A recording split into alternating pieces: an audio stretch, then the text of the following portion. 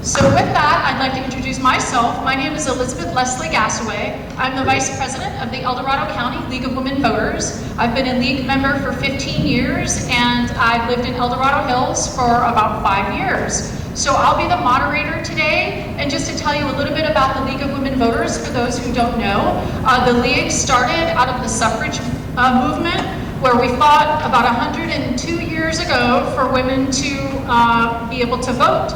So women have only been voting for 100 years, and that's only one lifetime. So make sure you use your vote. Get out there and vote on November 8th.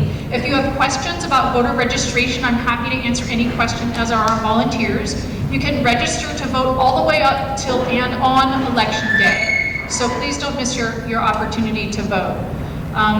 Also, a few rules about this forum. Each candidate will have we have a 2-2-2 procedure, so it's a little bit different than the one we did last time. So they'll have 2 minutes for an opening statement, 2 minutes to answer the question, and 2 minutes for closing statements. As you can gather, we only had 2 candidates last time, so we have 5 today, so it's going to take us a little more time to get through these.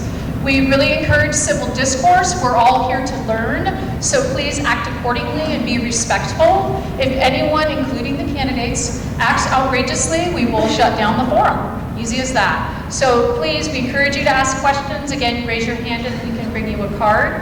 And with that, we'd like to get started here today. But first, I want to introduce our candidates. We have Michael Bird, Susan McVeigh, Carmela Buenrostro, got it right, Jackie Millinaw, Mullinax, close, and Dave Campbell. So thank you so much for being here, and thank you for wanting to serve your community. We appreciate that very much. And as it relates to the order of questions, for the opening statements and the closing statements, we did a random selection, but for the questions, we're going to start alphabetical by last name.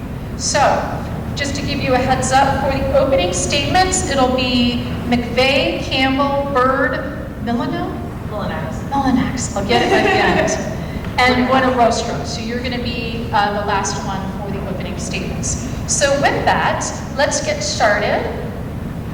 Ready to go? Okay.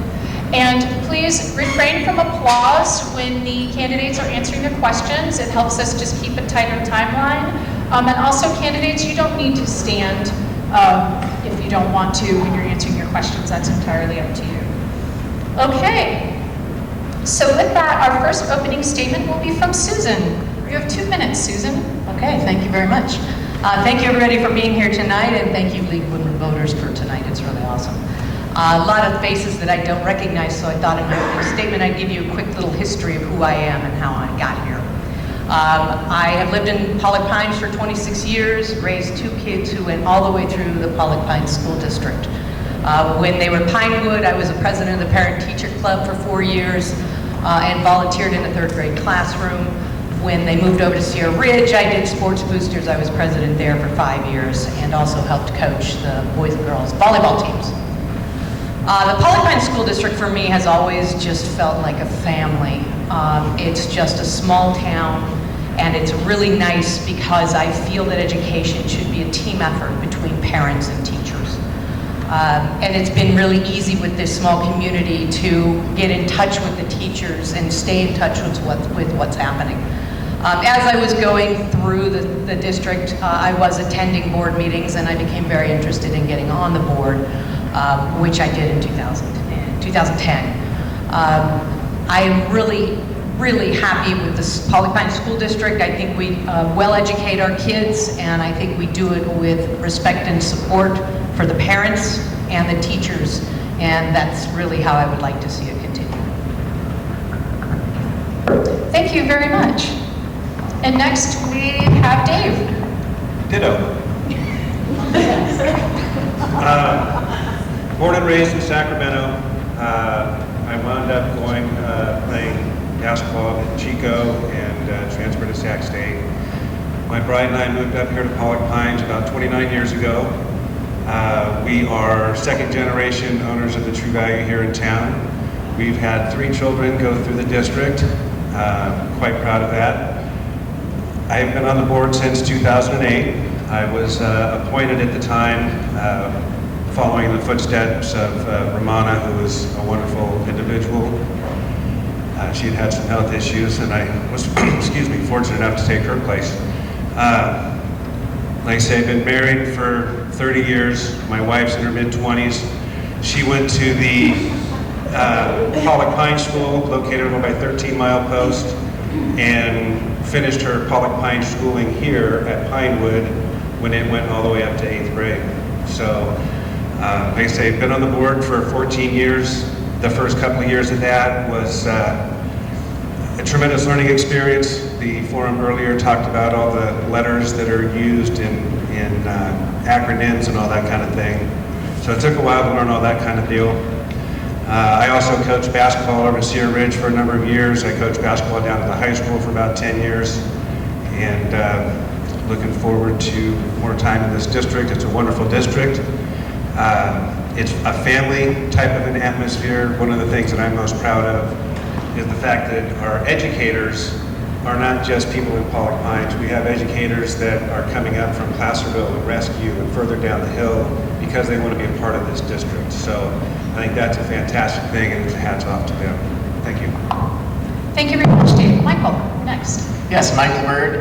Thank you to the league once again, and then also for this great turnout. We did this 12 years ago when three of us were running. It was very similar for five. We had five, and three of us got elected, and it's very similar to what we have going on here. Except we got a bigger crowd tonight, which is nice. I think last time we had about 6 people, and 5 of those had to be here. So it's nice, and I'm glad we have, which we were just talking about earlier, that we have people running for the board again, and that's what we need in our community. That we have interested parents and people that are in the community that want to help. So I think this is great. This is what we've actually been wanting to have. Looking forward to it. My wife and I are both teachers. She's a speech teacher who works here. She works through the county. I'm a teacher in the Buckeye District. I was a real teacher for 22 years, teaching elementary school, and now I'm a PE teacher. So things are a little different, and they're great. We have 4 children, all went through the district. I think 22 years ago we heard there was declining enrollment here, so I went and talked to my wife and said, we need to do something about this. So we got right on it and had 4 kids for the district. So, you know, we have been trying to help in any way all that time. So, anyway, it's great. Been on the board for 3 terms, and it's been great. I've always considered myself first as a parent, then as a teacher, and then as a school board member. So, thank you. Thank you very much. Jackie, you have 2 minutes. So I'm Jackie Mullenix, and I lack a bit of experience compared to some of these people here. But what I lack in experience, I make up for gumption. I'm really passionate about becoming part of the school board and being active in this entire district's school system, because I have 2 students here at Pinewood, and they're going to be here for a long while. So I have had a great experience here with this Pinewood, and we look forward to going to Sierra Ridge someday, and my main focus is to make sure that it keeps being wonderful and we keep having an emphasis on student education. And I'm really passionate about students with special needs and IEPs, so I want to make sure that we're having a lot of focus to that as well, and where we're having as much funding as possible. And I like to make a point that I am for parent choice. I support your right to choose what's right for your child, just like I want to choose for my child. So it's an important thing to me. And thank you all for coming tonight, and thank you, League of Women Voters, for putting this on. Thank you, Jackie. Carmela. So thank you for being here tonight. I know it's getting kind of late, it's almost past my own bedtime. El Dorado County was one of the first school districts in California to reopen up. And that's a testament to what parents did. Parents like you, me, grandparents, community members, leaders, church leaders. They educated themselves, they spoke up, they joined others, they advocated. School boards, administrators, EDCO, they listened. I do respect them. These 3 here today, I respect for what they did to navigate through that time, the past 2 years during COVID.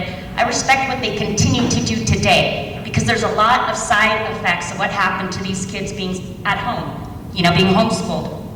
But tonight I stand before you as not only a parent, I've got my 4th grader over there, goes to Pinewood. I work as an alumni career counselor with adult students who are navigating through healthcare careers. I was a financial counselor for Stanford Children's Hospital for about 16 years.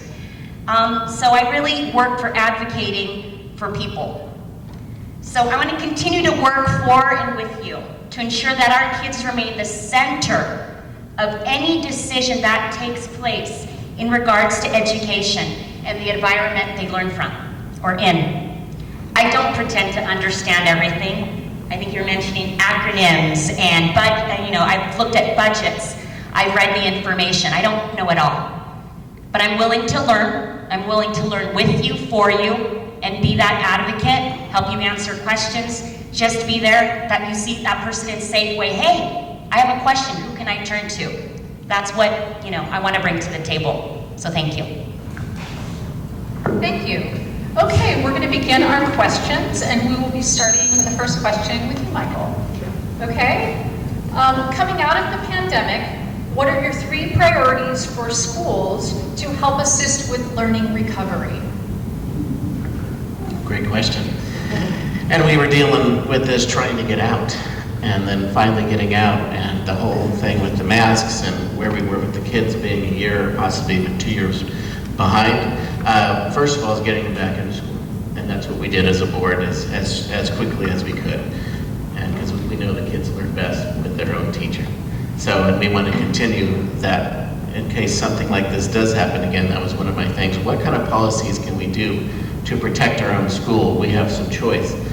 The California says, oh, you have the local control. It's all up to you, but you can't do this.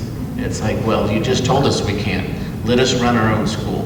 Let us do what's best for our kids.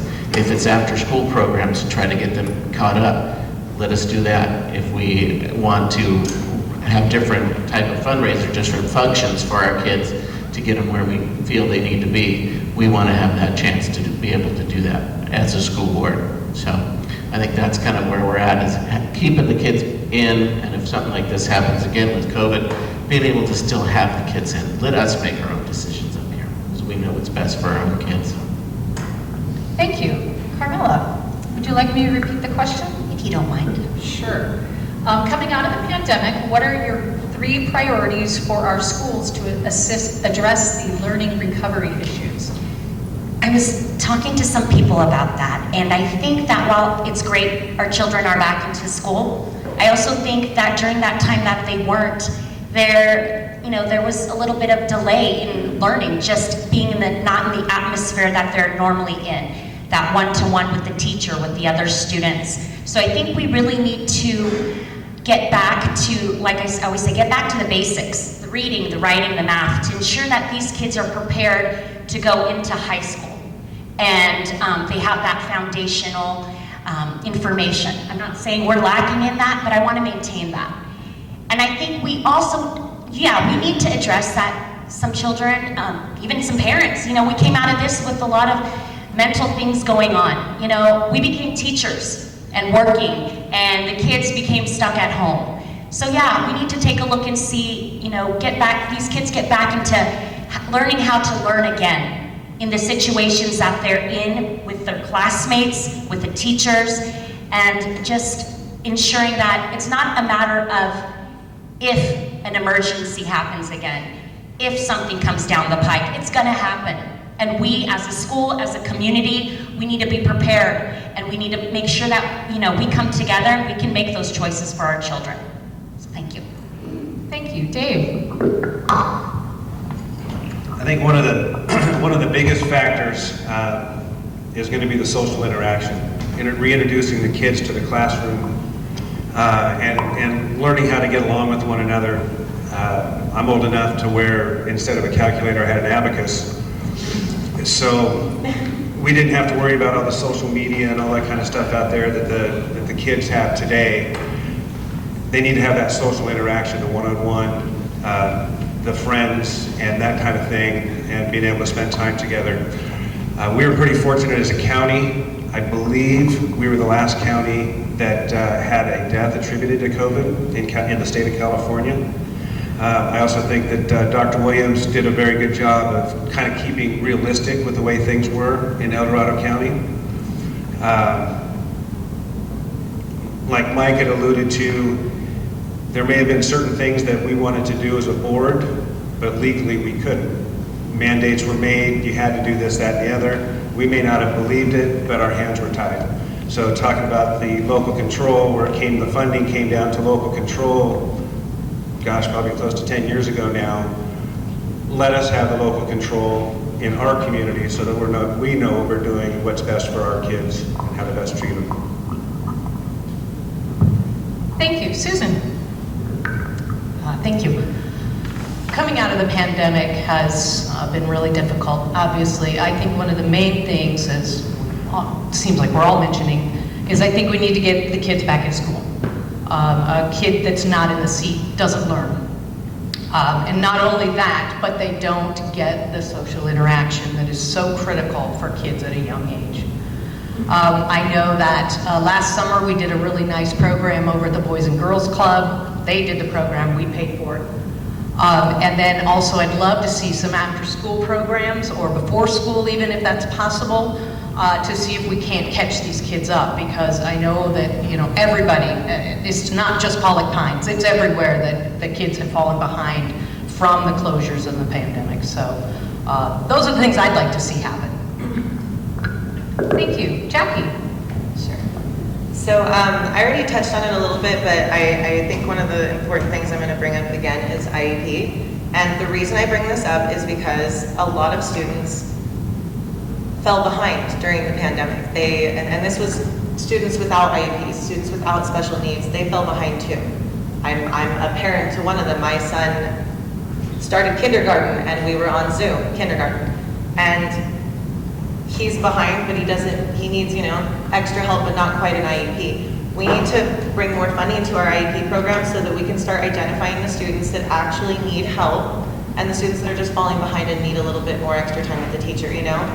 And then kind of the duality side of that is parents like me that, you know, started this school adventure on Zoom. There's a lot of things I didn't learn, you know, parent habits about homework and how we're going to do this. And I think that if we work on developing better parental habits, that it can be easier to have that supportive learning at home, because tons of learning happens at school, committing it to memory happens at home when they're reading to you while you're making dinner. And then the other thing is to make sure that El Dorado County's had quite an influx of population. I think we've all noticed it when we meet our neighbors and they're from somewhere else. And with that, I know that this year was nearly record-setting. We had 87 kindergartners. I think I'm quoting that number correct. 87 kindergartners, that's a lot of people. We gotta have funding to have more teachers. Smaller class sizes equal greater education gains, and there's plenty of studies to support this, so that's what we gotta look for, is just our funding and allocating it to certain places and rearranging it a little bit from what it has been, because we have new needs due to the pandemic. Thank you. And for this next question, Carmela, you'll be the first one to answer this question. There are many vaccines required to enter kindergarten. Do you think the new COVID vaccine for children should be added to that list? Choice. And if I lose the audience in regards to this, that's okay, I'm gonna stand by that. It's choice, I think it's the parents' choice in regards to that matter. I know those vaccinations that have been on there, my child has been vaccinated for chicken pox and everything else, but I also, maybe I come from the school that those vaccinations have been around for quite some time. I had chicken pox as a child, and they used to put us together in a room so that we all got chicken pox with our friends and our cousins, right? But I believe in choice, and that is my, you know, that's what I'm saying, and I wouldn't negate or look at anyone differently because they choose to vaccinate, or, and I think that's been the problem. There's been such division created that is adding to already what's going on in our schools. And that summarizes it. I don't think that it needs to, at this point in juncture, I don't think it needs to be added. But if a parent chooses to have it done, then they can choose to have it done. Thank you. Dave? The abridged version would be no. I agree completely. It should be the parental choice. The vaccines that are currently required have been around for a long time. The science is there. Everything is proven. We look at the vaccinations of what you have going on with the Moderna, Pfizer, and the J&J. When they first came out, it was going to be a be-all, end-all, and now we're on our 30th or 31st vaccine and booster, or whatever it is. Now they're talking about having to have a booster every year to fend off COVID-19. So I'll echo the same sentiments. I believe in a parent's choice as far as that goes. I don't believe that it's something that should come down. Unfortunately, that's not something that is going to end up being a district mandate. That would be something that the state of California would end up coming down. But if we had the choice, I would definitely say no. Thank you. Susan? Well, not to sound redundant or anything, but I would have to agree. I believe my kids are all vaccinated, and the vaccinations that we're used to in a school setting are ones that, one and done. You get your vaccine, you're good to go. With the COVID vaccine, it obviously hasn't shown up that way, and it's going to turn into more of a flu shot than it is a vaccine. And so I would say no. I believe in parent choice. If a parent wants to, I believe they should be able to, and if they don't want to, I believe they don't have to. But again, as Dave said, this is not something we decide. I'm a rule follower, and if California decides that's what they're going to do, then that's what we would have to do. Thank you. Jackie? Obviously, I'm going to once again echo the sentiment, but I want to make a very clear point that I support your right to get the shot, to wear the mask, to protect yourself against COVID the way you choose, because I have the right to do otherwise. And I support, that's what parent choice is, that I support your right to make your decision on what's right for your family, because we're here to handle your kids' education, not your family decisions like that. And I understand that if, it does come down to it, it'll most likely be a state of California thing, but I'm also a really big advocate on that, if I'm an elected official, my job is first to the people that elected me. And if you guys don't want this, then the reality is there were other school districts that bucked up, during the pandemic and opened early, and it's our responsibility to do what you guys want. And if that means advocating against not having these forced vaccines, and that's what it is. Even if we gotta follow the rule in the beginning, we need to start putting in petitions and doing what we have to do to follow what you guys want. These are your students, this is your school, this is your community, and you deserve a voice, whether it's difficult or not. Thank you. Michael? No. I can't really add any more than what I think we all agree on this. I do think it should be choice, and that was one of my hardest things with the masks and how we were, you gotta wear a mask. It's like, what happened to our own freedoms? What happened to our own choices for our own children? And it's like, if you want to wear a mask, have a mask. If you don't wear a mask. Same thing with the vaccines. If you feel strongly, yes, that's up to you. If you don't, then don't. So yeah, I'm a big no on making another vaccine mandatory, the COVID-19. Thank you. For our next question, Dave, you'll be answering first. Make it easy. This one, yes. Thank you.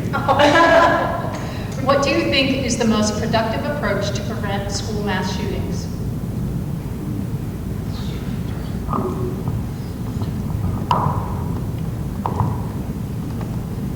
I asked a similar question of our superintendent just a couple of weeks ago, inquiring about our relationship that we have with the local sheriff's department, and have been reassured that we have a very good relationship with the local sheriff's department. The last couple of resident sheriffs, current Officer French has a couple of kids in the district. Officer Sprague, he had plenty of kids, but they homeschooled. But they were very in touch with what was going on in the community. There are resources out there that are keeping an eye on social media. There was an incident today down in Davis where there's a delayed start, a couple of campuses because of an alleged incident that was to occur that fortunately did not occur. But that's actually something that we just talked about at our last meeting, and talking about having a board workshop in the near future to address those kinds of concerns as well, to make sure that both of our campuses are safe and secure, that we're up to date with the latest information and resources that are available to us to make sure that we keep our kids safe. Thank you. Susan? I really believe that to prevent a mass shooting, we need to take a look at the kids before they even get to that point. I think that a lot of kids feel left out in school, and that's what, breeds their hatred of other kids or teachers. And that, there are ways, I've read articles about there are ways that teachers work to try to include all the kids, or if they notice a kid that's really having a problem, I think we need to address that early on in order to keep it from ever happening. In light of that, we also have a really good plan. I've been at several of the lockdown drills, and I think we do a really good job of making sure that if a shooter is identified on the campus, that we've got the kids locked down. There are a lot of things that we have in our plan, and as Dave said, we're going to be having a workshop here pretty soon to go over it and make sure that everything is where it needs to be. But again, I think we need to start looking at the kids before that even gets to that point. Thank you. Jackie? So I also agree that I think that when we look at school shootings, it's the symptom, it's not the root of it. There's obviously somewhere that this began. And to kind of broaden it a little bit, I believe that school shootings fall in line with other acts of violence, even towards some students. I'm going to bring it up because I feel like it's kind of an elephant in the room, but just a few years ago we had a student at CRH take her own life. And it was a big news story in the Democrat and stuff in it. She identified bullying as the reason. That's what she said, that she was being tormented at school. And I think that's where it starts right there. And it's not just with students, it's with parents. Because let's be real, a child doesn't become a bully for no reason. There's things going on at home, or there's something going on that's making them feel this way. And I know Pinewood has excellent resources that they connect parents to for everything from, therapy to the kids just getting to go therapy, not even the parents. But that's the root of it. It can't just be bullying campaigns and silliness.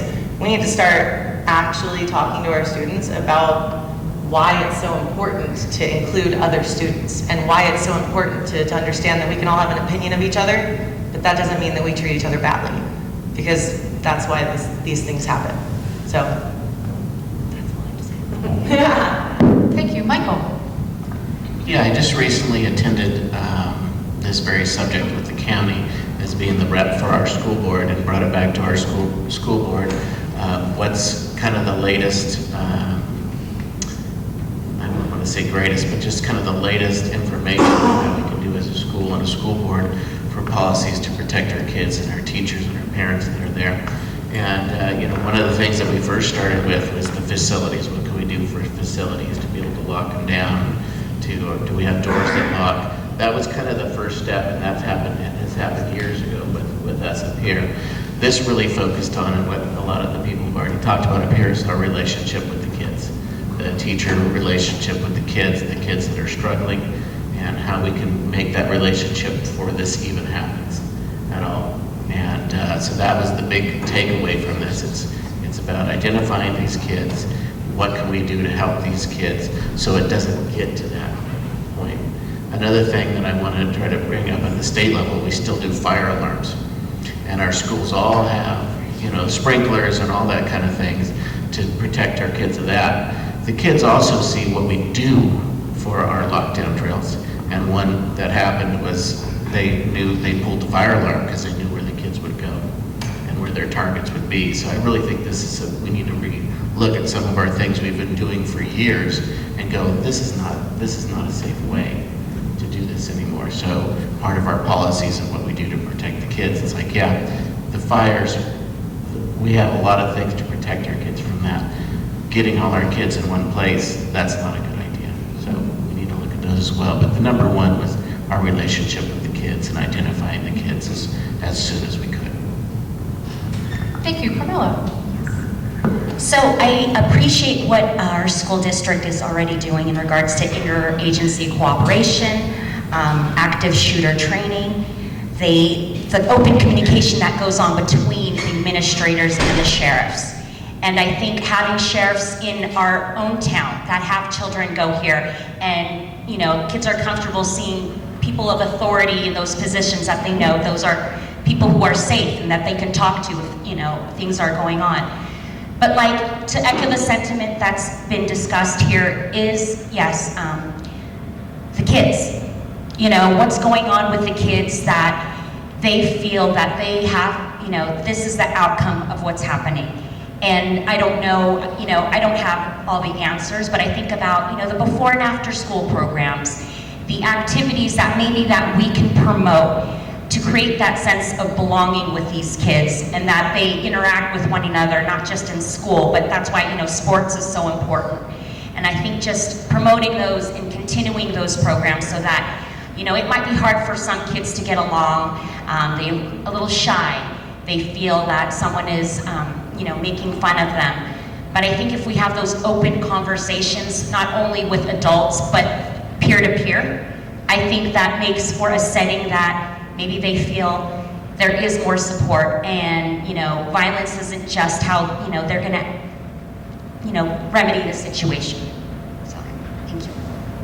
Thank you. Our next question will start with Susan. And this one's about facilities. What are your priorities for our local schools' facilities? Well, at this time, we've been doing a lot of upgrading both of the facilities. Now that we have our standby generators and the solar, we've done a lot of upgrading. There's still some more projects, but the truth is our facilities are doing quite well considering their age. My priorities would be to continue with our projects and to continue down the road of making sure that we keep them updated. Thank you. Jackie? I've actually gotten to see the facility upgrade in progress here. I mean, most of you that are a Pinewood student remember when the playground was shut down, there was a hole in the slide, you know? And it's been kind of awesome to how, one, excited the kids are, but two, the parents are excited because we're seeing our school move forward, you know? And I think our facilities include a lot of the things we're getting, like technology, you know? Every second grader in the classroom is getting to use a Chromebook and learning how to do that, and that is the world we live in. So I think we just need to continue building up these facilities we already have. This school district's doing an excellent job of bringing in these new ideas and new technologies. We just need to keep adding to it. Thank you. Michael? Yeah, it started basically 12 years ago when we got elected. We had Measure K as our school bond, and that started a lot of our facilities about 10 to 11 to 12 years ago, the ball rolling. And you know, we're looking at one right now as we're in it, and how this has been just beautified. And then our latest with our climate tech, and that's where you see our solar and our generators. So when we have power outage days, we can still have school. And you know, that's pretty neat for a school in the county to be able to say that. So when PG&E shuts us down, go ahead. We have generators, we have backup, we're ready to roll. These kids are still going to learn. They've missed enough school and we don't want them to miss any more. And then the board sets aside money for technology, so you know, just continue to do that, and that's an ongoing, that needs to be ongoing funds, and as you know, to how quickly technology moves, that money needs to continue to just stay in there. And then what do we need now? This is our next upgrade, if it's facility or what goes inside the facility. So our Measure K was really neat when we first started, and then our last big one with Climate Tech, I think is a really neat thing for our district. Thank you. Carmela? Yes, I was so excited when, you know, power had gone out, I don't know, maybe a couple months ago. and then you get the call, and school's continuing, right? Because we have generators. Because in 2019, when my husband and I moved here, and our son, that first couple weeks, it was power outages left and right, and I said, son, are you ever gonna go to school? And then there was snow, you know? So I appreciate, the solar and the generators that have been coming in, but what I think about too is I wanna hear what parents and the community think that might be lacking in these, in our facilities. What is it that they're looking, they come to school, their kids come to school, but what is it that, they think should be improved on? I mean, we might have an idea, and then we try to, work around the budget, and we take a look at what we need, but what is it really that the community is asking for? And so I would want to open that question to the parents and the community. Thank you. Thank you. Dave? Mike alluded to Measure K. It was named Measure K. It was K is for kids. So it was a group think tank between staff, the community, and the board on what we need to prioritize as far as upgrading the facilities that we have here in our small little district. Somebody mentioned earlier, it was Sue talking about the declining enrollment. We're probably at about half of what we were maybe 10 years ago, and our funding is directly related to our average daily attendance. So I have to give kudos. When we went out to the bond issuance, or we went out to the voters to get the bond passed, and it passed pretty handily. When we started going out to issuance, I have to give credit to, I hate to do it, I have to give credit to management, our superintendent, our CFO, our previous superintendent, previous CFO, because they've done a wonderful job of finding matching grants, because we had only X number of dollars, and they were able to find state grants or other grants that were out there that would supplement what it was that we wanted to do. The bond issuance, I don't recall for sure, I want to say it was 8 million, but getting those additional funds is what's enabled us to have a new floor here at Pinewood. When I first came up here 29 years ago, there was a group of us old farts that would come over and play basketball, and there weren't even lines painted on the floor, so to speak. It was a clay floor. Backboards could be a little bit better, but that's a different story. But we're continuing in the right direction, continuing to look for opportunities for grants that are out there to supplement the monies that we do have, so that we continue to make the facilities even better for our kids. Thank you. Okay, Jackie, you're going to start with this question. Okay. Given the number of false confessions obtained by law enforcement from underage and developmentally disabled suspects, should the school board revisit the guidelines around allowing questioning without an adult administrator present? I'm so sorry. Could you read the beginning of that? I'm happy to. Given the number of false confessions obtained by law enforcement from underage and developmentally disabled suspects, should the school board revisit its guidelines around allowing questioning without an adult administrator present?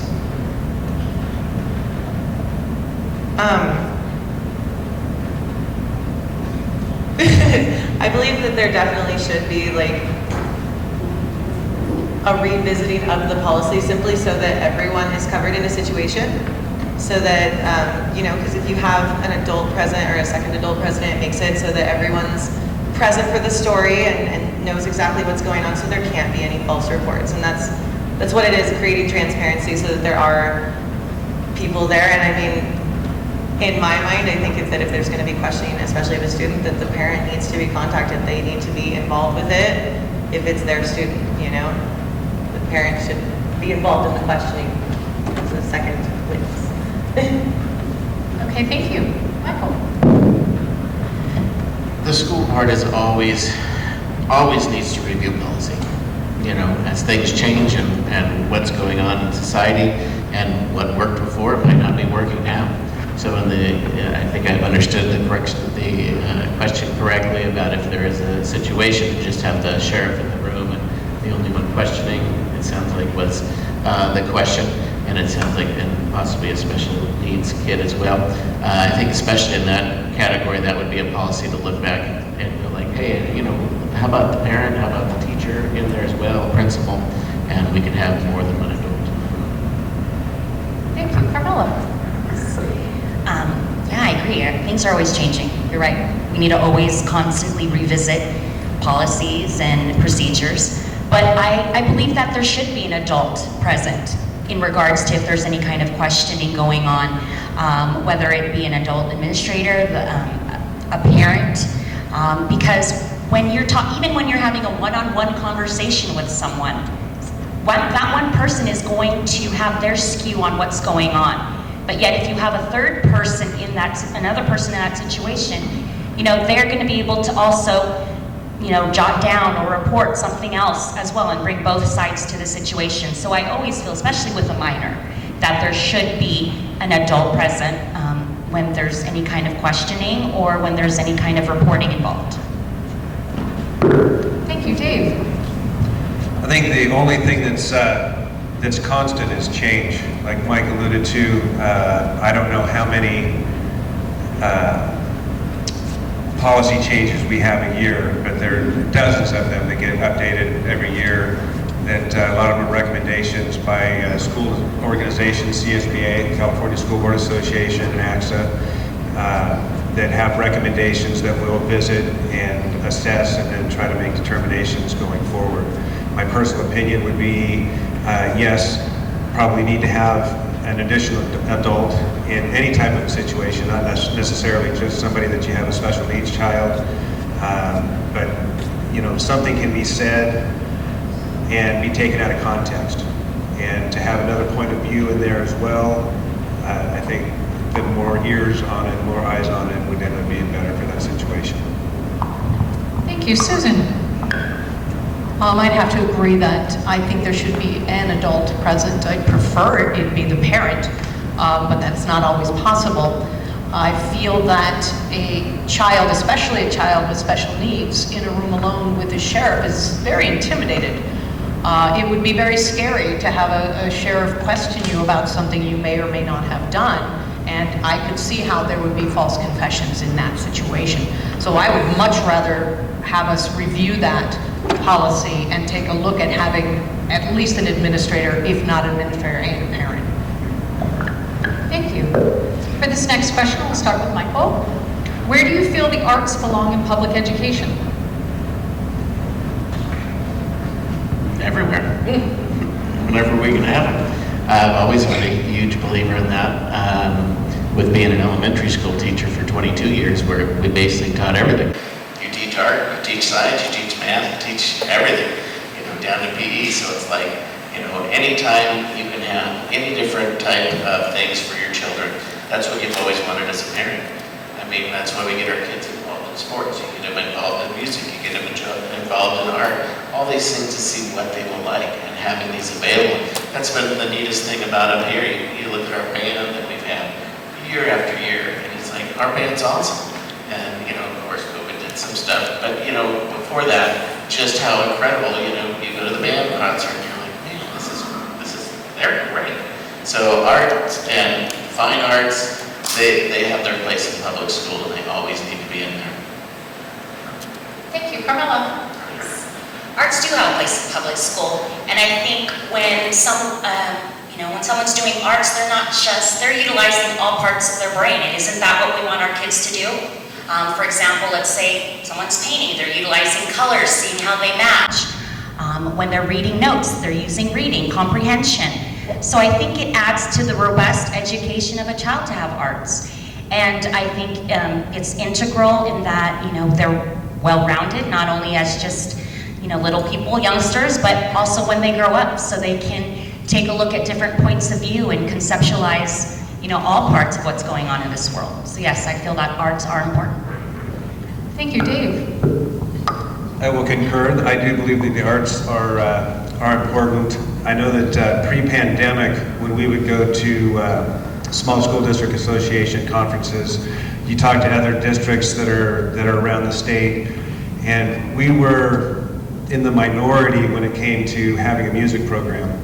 And back a couple of years ago, over at Sierra Ridge, it was like 70% of the student body partook in the music program. I'm a big advocate for sports. Like I said, I coached basketball over there for many moons. I think that helps with the whole teamwork aspect. It teaches people to get along better, win or lose, preferably win. But win or lose, you're playing against different people and learning different types of personalities, not just your teammates. It's a good inter-county program that we have, but I think it really is important, definitely, to continue to facilitate. We've been fortunate enough that actually the music program over the last several years has started to trickle down here to the Pinewood site, and so there's more and more people that are getting involved with it. So carry on, please. Thank you. Susan? Well, to me, a student isn't really well-rounded in education if they don't have fine arts. I think that we are very lucky in Pollock Pines to have a music teacher who does a great job starting very young, also with choir, and she does a great job, and we're very lucky to have her and to have that whole program. But I also love the ACE program here at Pinewood. I love all of the ways that we have been able to introduce different types of fine art into the education of our kids here. But again, I feel we're very lucky in Pollock Pines because fine arts is a definite part of being well educated. Thank you. Jackie? It's story time, guys. So I want to start off by sharing this. There is a regular separation of the idea of arts and school, and that's a weird notion to me because I have a degree in English and I love photography. I've had my own business for about 10 years. I know a lot of the parents because they take pictures of their kids.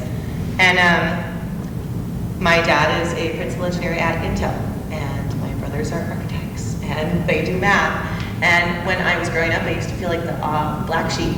Why can't I just be into math? Because I just loved art.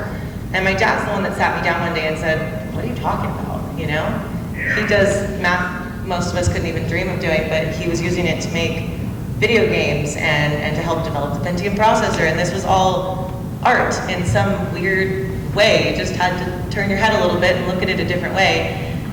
That's why art is such a big deal. It supplements all of our other education. It gives us a new way to look at it. And then a second point to this is I think that it's been a huge focus. We all see it on social media, on the news, that we're all trying to really teach our kids to start being more accepting and tolerant, to celebrate other cultures, other walks of life, other types of people. Art's how you do that. Art's how you find a common thread, something that you can appreciate from everywhere. And each place has their own different kind of art, and that's an opportunity for our kids to quite literally travel the world. It's important to have art because of this. Thank you. For our next question, Carmela, you'll start with this question. And this is about test scores. How do you balance teaching to the test versus improving student scores? And can you give some examples of how you might go about improving students' test scores? I know, I hate to always go back in regards to what has happened with our kids kind of being, staying at home for school. In regards to, test scores, I know that our schools, they're doing, from what I've read and I've learned, what I've learned and I talked to other people, we're doing fairly well, but we can always, do better, right? And to be quite frank, when I think about test scores, I think about preparing these kids for the next step. And when you say, when the teachers are teaching from, the question was teaching from to prepare them for the test, or how do you balance only teaching to the test versus actually learning and doing test scores? Well, I don't think you can only teach to the test. I think you have to get these kids prepared, like in real life, to encounter different other pieces that might come towards their way. You can, for example, for a math test, you can prepare them in regards to learning, the numbers and the equations, but also about thinking globally. And if they can't, I know there's ways that we only, in math, there's certain ways that you solve the equation. But I think that the kids have to understand as well that sometimes there's other ways of solving issues, including, that might be on the test. So, I can't fully say in regards to like what would be the best balance, because it always just goes back to, my head always goes back to getting them prepared and getting, going back to that basics of the reading, writing, and math and the importance of it. So, yeah. Thank you. Dave? There's a tremendous emphasis that's put on the test scores, and we get those reports and we see what's going on as far as all of that type of thing goes. But I think that it's more important to prepare the student to take the test. Not all students are good test takers. They might have the subject matter down. They might understand it. My daughter is in graduate school right now for forensic biology, but she's not a good test taker. She made it through CSU Long Beach, no problem. She did well academically, but she's not a good test taker. So I think it's more important to have the child ready and prepared and know the X's and Y's on how to do something and how to get there, because that's also going to help them as far as preparing for things in life as well. But unfortunately, there is too much of an emphasis, in my opinion, on the actual results of what the test scores say. So I think it's better to have the child prepared as they can be, so that there's no anxiety going into the situation. And then for the educators, them also being available. If they're, if me, the test taker, if I am not feeling comfortable with the subject matter, being able to approach the educator and say, hey, this is such and such, I'm having issues, what do I need to do? And then be able to get that one-on-one guidance on top of what's happening in the regular classroom setting. Thank you. Susan? That's a really difficult question, honestly, because it would be a very fine line between preparing a child to know 2 + 2 is 4, but also trying to make it more well-rounded than that, and not just focus on 4, that's the answer. I mean, in math you can do that, in writing you can't do that, in science you can't do that. So it would be a very difficult balance to do. There are lots of teachers who do a great job with it, and they teach them a whole lot of things around each concept, as opposed to just, here's the answer. Take that test, have that answer. But I also see test scores as being a measure of how well the teacher is teaching, not just how the kids are learning, but how well is the teacher doing? Are they able to teach so that the children can get the concept and do well on the test? But it would be, to me, it would be an easy thing to fall into, just learning the questions and learning the answers. That would be a very easy thing to fall into. I think it'd be a very difficult balance. Thank you. Jackie? So, kind of echoing Dave here, but I've heard it my entire life, and I know we all have, where we meet people who are not good test takers. And I was really lucky to not be one of those people. I love a good test. But I think that a lot of it also needs to go back to, like, we wouldn't have to worry so much about test scores if we were engaging our students in learning more. And I know that sounds kind of silly, we aren't doing that, right? But we expect children often to learn the way that we adults can't learn. We don't sit down in our chair and read and then we've got it, When I'm watching a YouTube video on how to change the carburetor on my snowblower, I'm there trying to figure it out and do it, and that's part of learning. That's engaging our students. Let's get them, because I know everyone's bringing up math, and math is one of those things you gotta sit there and get through it. But a lot of the other subjects, it's about engaging our students. It's about making them get up and do something that's geared towards what they're learning, because that's what commits to memory, the same way you and I learn. We need to start making these same concessions for our children. And then the test is an afterthought. The test is because they know this information. They've engaged in it. They've participated in their own learning, not being taught to. Thank you. Michael? Yeah, I've done a lot of testing. Tested my kids a bunch of times in school, but I think it always starts with the teacher. And it's the teacher, and it's the teacher's relationship with the kids. That's always number one. The next is that your adoptions, that you're adopting curriculum that's current and that is standards-based, and what would be on the test, so we're teaching them the right things. So when they do get to the test, They're going to know, okay, yeah, well, this is our standards and this is what we're teaching, so these will be the things that they'll be tested on. I've never wanted the test scores to be the end all of a child, and even my own children and myself. I want them to be well-rounded, and I love the question about fine arts and sports and all those. That's what we need to be doing, especially in elementary levels, exposing our kids to all these different things to see what they like. There does need to be a certain amount of test prep, though. We used to fill in Scantrons, we used to fill in books. Then they went to the Chromebooks, and the kids had to be taught, this is how you highlight, this is how you're going to answer this is how you scroll up and down. I mean, you're talking about kids that are 8 and 9 years old that are starting to take these tests in 3rd grade. So there is a certain amount of test prep to be involved, and a teacher, I think, has the responsibility to do that. So when they get these tests, they're not like, I have no idea how to even scroll down and start this test. So there is that learning curve, and that the teacher is responsible to make sure their kids are prepared academically, but also how do you maneuver this on the Chromebook? And that was really important when we made that switch over. And there's test prep programs, there's all those types of things, and all of them can be beneficial, but the number one thing always goes back to the teacher, the quality of the teacher. And I've always said this for years being on the school board, we have had or have currently some of the best teachers in the county have been at our schools. And I know this because our 4 kids went through here. And being a teacher, going to some of there and think, wow, she's a lot better teacher than I am. Wow, I need to do some of that. So it's always the teacher. Thank you. Thank you. Okay, Dave, you'll be answering this question first. What do you see as the most important responsibility of a school board member? Listening.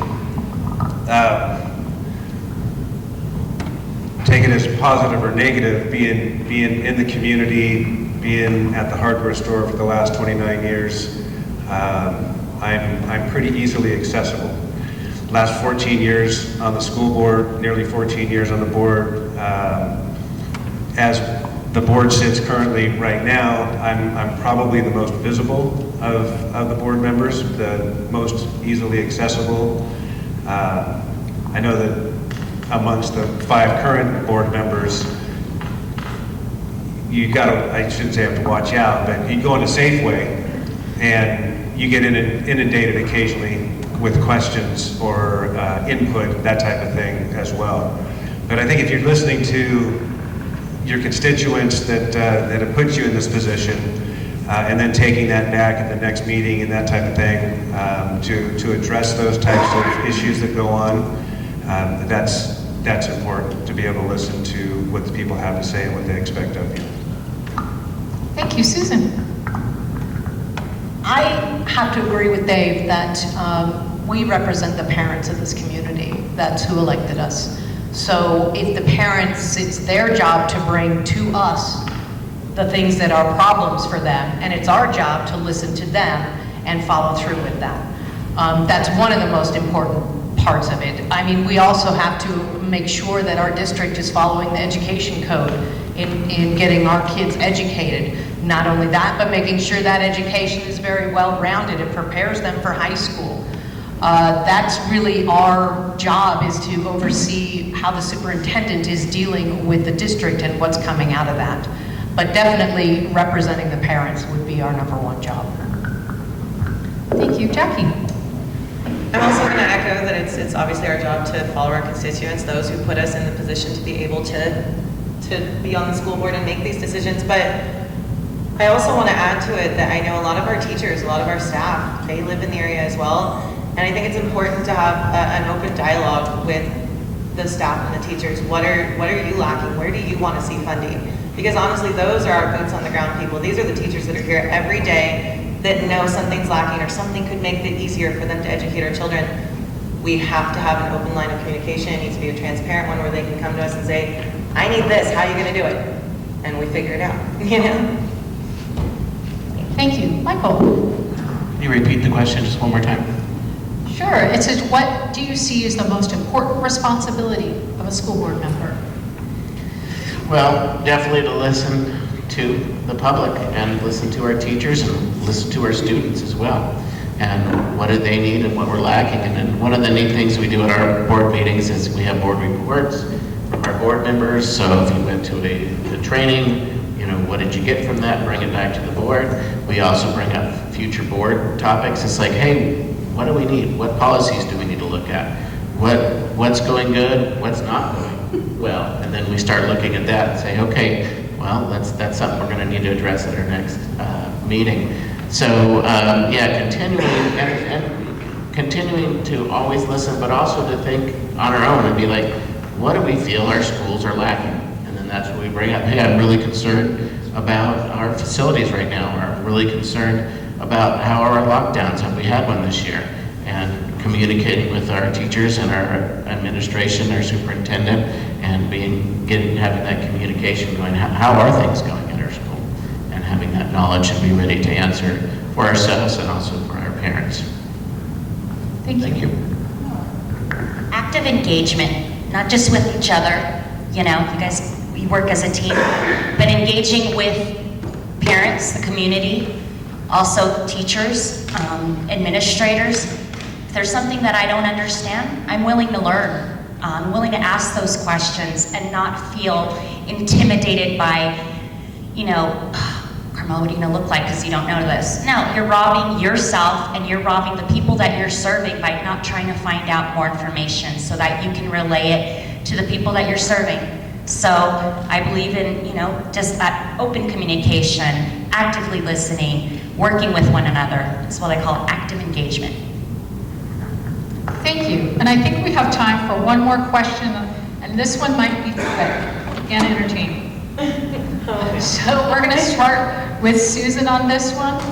Do you think schools give too much homework?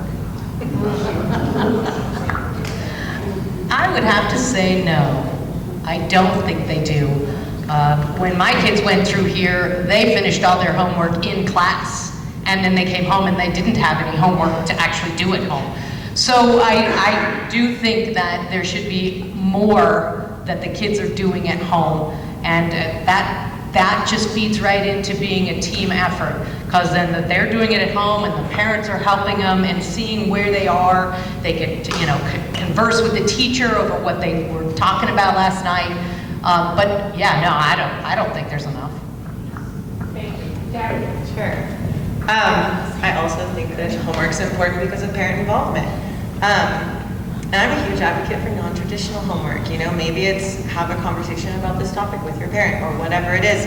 That's, again, actively engaging the student as well as the parent. This is the parent's opportunity to become involved in the kid's education and to make their own opinions and comments so that the kid can kind of weigh those against what they're hearing in class. And that's how we develop our own opinions. So homework's super important because it's involving the rest of the family. And also, for me, you know, I have a kindergartner and a second grader, so when my second grader comes home with homework, it's giving my kindergartner an opportunity to not only see it, but to engage with it, and frankly, she's catching on a lot faster because of it, so I think it's important for the whole family. Thank you. Michael? I hate homework. I'm still doing homework with my kids. We're doing vocabulary words, and I'm like, when will this ever end? So, but in all honesty, there does definitely need to be some follow through from school. I've always, with my kids, when I was teaching elementary, you know, reading was every night. You know, the love of reading, having a good book, that was like 20 to 30 minutes. And then, but homework always needs to be something that you've already taught in class. It can't be something new that you give, hey, figure this out on your own with your parents tonight. Long division, you got it. You know, have it done by tomorrow. It needs to be something that you've already introduced, that they already have the concept or close to the concept, and it's more of a review when it goes home. But the reading and different things, definitely for sure. And, you know, and it is a bonding time, you know, for your kids, even though I'm doing some old English book right now, trying to figure out the definitions and work with my son who's a sophomore. But it is something that can be beneficial, but it does need to have a certain structure, and it does also have to have a certain time limit as well. Thank you. Carmela? Yes, homework's important. I had lots of homework, and I think that it, like what was mentioned prior, it lets us as parents engage with what's going on with our kids. You see the folder, you might have to sign something off. But I don't think homework should be to the point where the kid's crying, the parents pulling their hair out, and it's 8 o'clock at night, and the teacher's obviously left for the day, and it's like, what's going on? It just builds frustration. It frustrates that child, makes them lose kind of that lack of love for learning, going back to school tomorrow. So I think there is that balance. Yes, it is important. It's an important part of practicing what you learned in school that day, engaging the rest of the family. But I also think that, like, you had said, you can't just send the child home with a brand new lesson for everyone to kind of, setting them up to all fail at home. So yeah, I agree with homework, but there should also be a balance. Thank you. Dave? Trying to figure out a way to make this entertaining, like you alluded to, as far as being an entertaining answer, and I'm coming up empty. Homework is important, like Sue had indicated. A lot of times the homework got done in class, and that served a dual purpose. It allowed the student to have a sense of accomplishment, so to speak, but if there was a problem, could also interact with the teacher to try to get that hurdle so they get over the top. To have more homework on top of that, I think that's not a bad idea. Having family engagement, parental engagement. Unfortunately, not every house is Little House on the Prairie, with the kids and both mom and dad and the puppy and all that kind of stuff going on. So you don't always have that. There's different family dynamics, and that might exacerbate a little bit in a small community like we have here. But to be able to reinforce the subjects that are being taught. What I wish would have happened more in our house is our kids get done with the homework and then they could work around the home, like dishes or cleaning a room or vacuuming, something like that, but that never came to fruition. So, thank you. My team answered the Thank you very much. And thank you. We're almost out of time, so that's all the time we have for questions. We're going to move on to closing statements. And I have a random order. I'm just going to let you know what your order is. It'll be Jackie, Michael, Carmela, Susan, and then Dave. So for your closing statement, you have 2 minutes. Jackie, are you ready? Yes. Okay, go ahead. In closing, I think Carmela and I have both kind of echoed that we're less experienced than a lot of people here on the stage, and I think we're both expressing the same sentiment that that's not going to stop anything. We'll learn what we have to, and the rest of it, we've got the right motives, and that's what I believe is important in the school board, is that we have roots in the schools. I want to see these schools do better because it does better for my family, because it does better for my kids and your kids. I have a personal vested interest in this being the greatest school district it can possibly be. And we can't do that without the parents' help too. So I'm really, really grateful for each and every one of you that came tonight or that submitted a question, because this is exactly why we're all doing this, because we want you guys to be engaged with us. We want to hear what it is that we need to be doing. And that's going to help us do this job better eventually. And I'm really appreciative. Thank you. Thank you very much. Michael, you're next. Yes, thanks to the league once again, and thanks for this great turnout. I think it's wonderful, and what we've been lacking the last 2 terms that we ran unopposed. And I think all 3 of us were kind of like, where's the next group? Where's the next parents coming from? Like we were 12 years ago or 14 years ago for Dave. So it's great to see that, our community is getting behind the school board once again, and we have active people wanting to get involved, so I think that's great. I still want to get involved for the same reason 9 years ago I wanted to get involved at first when our kids were here, and for the other kids that were here, for our community.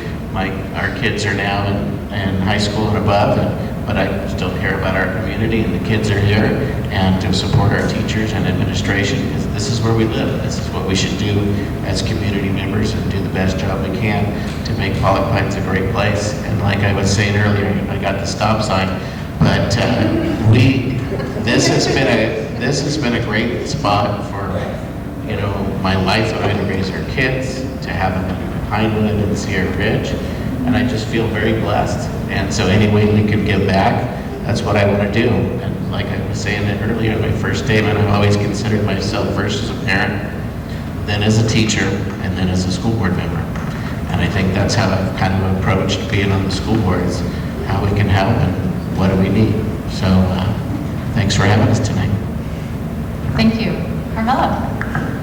Thank you, everyone, for coming out. It's good to see familiar faces and new faces and just people who are concerned about the community, even if, they don't have their own children involved in the schools, right? I say this, even if I don't get elected, I've met these three right here, and we're on board with a lot of the same feelings and a lot of the same convictions. And I feel better walking away from tonight, knowing that they do have, our children's interest, at heart, at mind.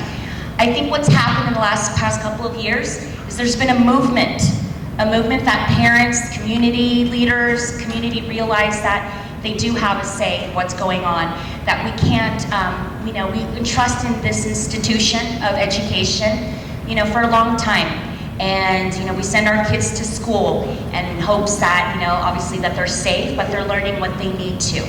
But now, as parents, we see we can ask the questions. We have the ability to ask about the syllabus. We can talk to one another. We have that choice. And like I said, even if I don't walk away tonight, winning, I think I already won. Because I've met these people up here, and I see these faces out here, and I know we're all here for the same reason. So thank you. Thank you very much. Susan? Well, I don't really have a lot in closing to say. I appreciate all the people that came out tonight. I appreciate all the questions. I hope from my answers you kind of get a feel for where I stand. It has been a long time that I've been on the board, and I feel I want to continue because I think this is one of the best school districts, and I really appreciate all the work that comes from the staff and the administration, and I would really like to see it continue and to get back to our ideals that we had pre-pandemic, which I think we can do. So I would be happy to do 4 more years if I'm elected, and I would love to do that. So thank you very much. Thank you, Susan. Dave? I was told I can't repeat what anybody else said, so thank you, good night, drive home safe. When I first got on the board back in 2008, I got on the board, well, I was appointed among a group of people that were interviewing in a similar setting as this. I threw my name in the hat because we were entrenched in the community. Our families had the store since 1978. We're not going anywhere anytime soon. And I looked at it as an opportunity to get back to the community. In 2008, I did not have an agenda. 2022, I do not have an agenda. I don't have an agenda. I don't want to be on CNN or Fox News with the stuff being thrown and that kind of stuff that you see on the board meetings. We have a good relationship. The board has a good relationship with the staff. We don't have a teachers union. They have an association. And I think that can be attributed to the fact that we have good open lines of communication with the staff. They know where we're coming from. We know where they're coming from. We have an understanding. Going back to as far as the agenda goes, with the business and finance and economics background, I thought I could bring that. We have a pretty diverse group of people that are currently sitting on the board. And again, I'll echo, I'm not supposed to repeat, but similar sentiments. We have the kids are our #1 priority. And many moons ago, I think it still says it on the paperwork, that we treat each child as your own. And I may not have a child currently in the district, but if I get back to where I'm coaching again or anything like that, these kids that I've coached, these kids that I've been involved with, they become like my own kids. So however it works out in November, I think the district's in a good shape. We're in a good shape financially. There's a tremendous amount. I've got the bird sign. So anyway, thank you all for coming. Thank you, Lee, for hosting this. And hopefully we have a good turnout in November. Thank you.